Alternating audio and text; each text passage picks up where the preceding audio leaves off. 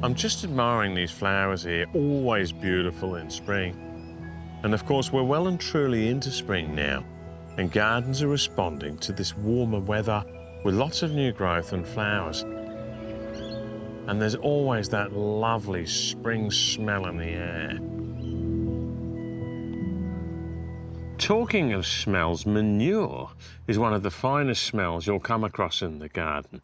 Not so much the fresh stuff, more the well-composted variety that's great to throw over your garden beds and feed your plants. And being a bit of a manure connoisseur, I've got a lovely blend here of cow with just a touch of compost thrown in.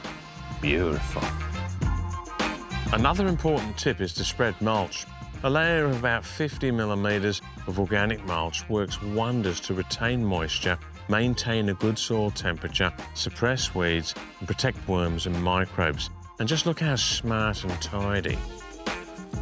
Of course, all of this impressive growth and flower production uses a lot of energy, some coming from photosynthesis and some coming from the nutrients in the soil taken up through the roots.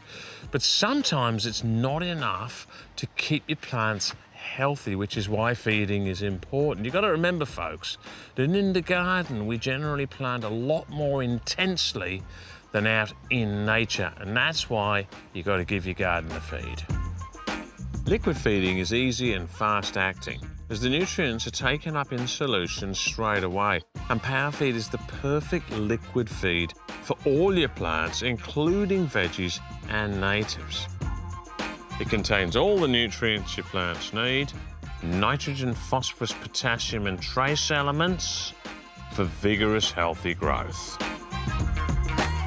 You can spray it all over the foliage with one of the hose-on bottles or mix it in the can and then marvel at the simplicity of the genius.